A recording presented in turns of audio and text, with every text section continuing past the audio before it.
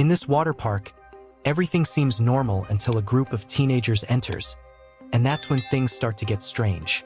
The movie begins in the world of Wet Valley Water Park, where lifeguards Cindy and Brad trade their whistles for a romance after hours at the top of the water slide.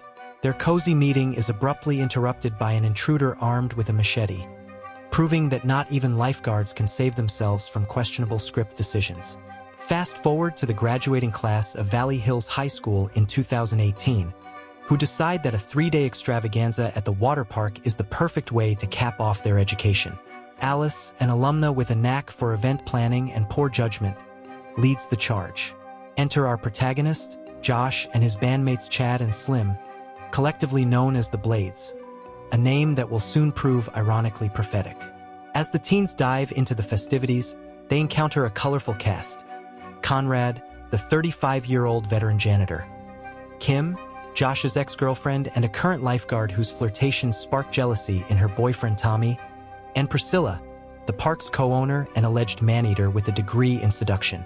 Drama escalates with secret encounters, public fights, and a scandalous video spreading faster than a lifeguard can say, "No running." Meanwhile, Josh's father, Michael, dines with Priscilla, hinting at plans to buy the water park, because nothing says family bonding like acquiring a fun-filled venue prone to murders. Unbeknownst to them, a shadowy figure is rigging one of the water slides with giant metal blades, setting the stage for a bloodbath that would make Jason Voorhees proud.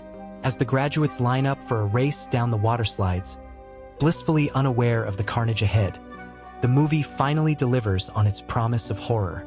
Limbs fly, water turns crimson, and viewers question life choices, both those of the characters and their own for watching this film. If I found myself in Wet Valley, I'd definitely avoid any water slide that looked like it belonged in a medieval torture chamber. Instead, I'd stick to the lazy river, preferably in armor. It's intriguing how the film uses the innocent setting of a water park to contrast with the ensuing horror, although the execution might leave you feeling like you chose the wrong water slide. Michael decides to take a quiet stroll, only to realize he's being followed by a mysterious figure with a penchant for shooting legs. After an impromptu leg shooting session, Michael finds himself in a shed, sharing the space with the lifeless bodies of Cindy and Brad, the once enthusiastic lifeguards. Meanwhile, Tommy's day goes from bad to worse. He's fired from his job and dumped by Kim. Enter Conrad, the water park janitor and bearer of bad news, who informs Tommy that Kim's affections have dried up. But Tommy, ever the romantic, clings to hope. As the afternoon sun shines brightly, the graduates prepare for a high-stakes competition. Teams racing down the water slides for a $500 prize.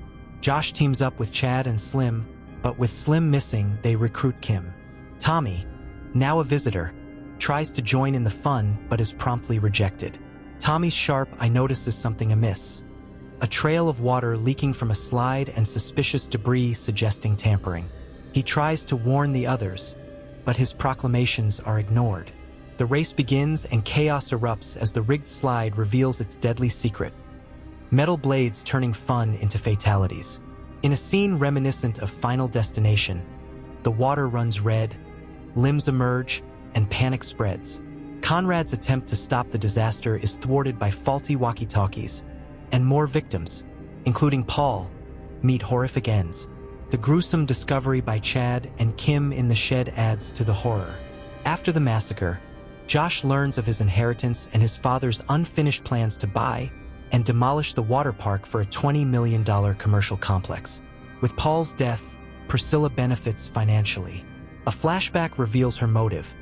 As a child, she witnessed her father's death at the park, ignored by those present. Her elaborate revenge has reached a bloody conclusion. In this aquatic nightmare, one might think, I'd avoid the water slides altogether, but hindsight is 20/20ths. Perhaps listening to the warnings of a recently fired employee would have been wise. The creative use of a water park setting as the stage for a slasher film adds a unique twist to the genre, blending nostalgia with horror. So, what do you think Priscilla's ultimate fate should have been after her elaborate revenge plan? Leave your thoughts in the comments. And don't forget to check out this amazing video. I highly recommend it. Take care, and see you there. Oh, and don't forget to subscribe to the channel and leave a like on the video to support me. It's really important to me. Take care. And I gotta tell you, it was perfect. Perfect.